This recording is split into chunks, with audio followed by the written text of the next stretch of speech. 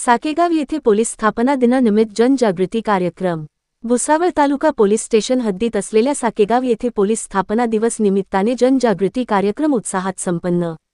तालुका police स्टेशनच्या police उपनिरीक्षक पूजा अंधारे यांनी इंदिरा गांधी माध्यमिक विद्यालय साकेगाव येथे विद्यार्थ्यांना सायबर सिक्युरिटी, ट्रॅफिक नियम, गुड टच व बॅड टच, पोलीस काका व पोलीस दीदी संकल्पना याबाबत माहिती दिली। यावेळी साकेगाव येथे जनजागृती रॅली काढण्यात आली। सदर जनजागृती रॅली ही इंदिरा गांधी माध्यमिक विद्यालय येथून सुरू झाली व आंबेडकर नगर, पटेल गल्ली, ग्रामपंचायत, वाघोदे गल्ली या परिसरात नेण्यात आली। सदर रॅलीमध्ये 100च्या वर विद्यार्थ्यांचा सहभाग होता। युवराज पाथरवट, दिव्य महाराष्ट्र न्यूज, साकेगाव।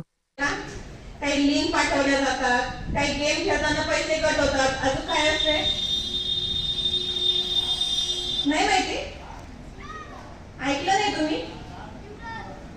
ई-केवायसी करायसाठी किंवा आधार लिंक करण्यासाठी, बँकेला लिंक करण्यासाठी तुम्हाला वेगवेगळे फोन येतात, तुमची माहिती विचारली जाते। अशा अननोन नंबरला कुणी माहिती द्यायची का?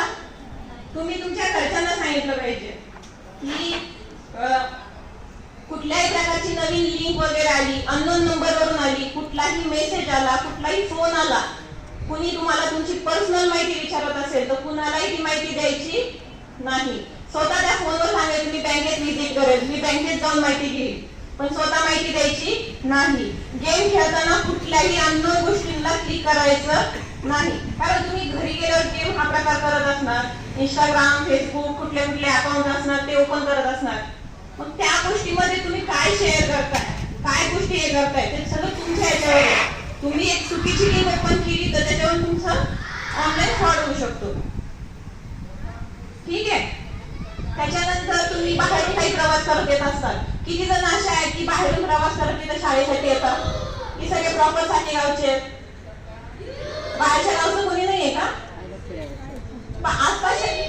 हा, तर प्रत्येक जण तुम्ही बसनं वगैरे येत असाल ना, तर त्यावेळेस तुम्हाला बसमध्ये, बस स्टँडवर, आसपासच्या परिसरात कुणी त्रास देत असेल तर ती माहिती लपवायची नाही। तिथे जे तुमच्यापेक्षा मोठा असेल त्याला जाऊन सांगायचं की हा असा व्यक्ती मला त्रास देतोय, माझी छेड काढतोय, मुलांनाही त्रास दिला जातो आणि मुलींनाही त्रास दिला जातो। त्यामुळं अशी माहिती अजिबात लपवायची नाही।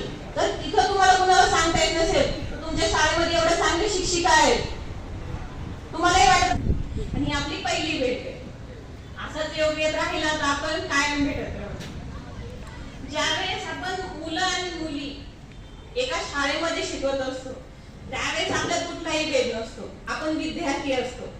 काय असतो? विद्यार्थी। असं नसतं की विद्यार्थिनी, बोलताना विद्यार्थी म्हटलं जातं। त्यामुळं स्त्रियांनी प्रगती केली, पुरुषांनी प्रगती केली नाही, दोघांनाही प्रगती करायची, तुम्ही वाटचाल करायची आणि तुम्हीही वाटचाल। फक्त एक छोट्या छोट्या गोष्टी असतात शाळेमध्ये। आता आमच्या खात्यामध्ये डिसिप्लिन फार महत्वाचं असतं, तसं शाळेमध्ये असतो। तुम्ही रांगेत चालता तसे आम्हालाही रांगेतच उभा राहावं लागतं। ह्या ज्या गोष्टींची जे पाया असतो ना हा शाळेपासून बनवला जातो।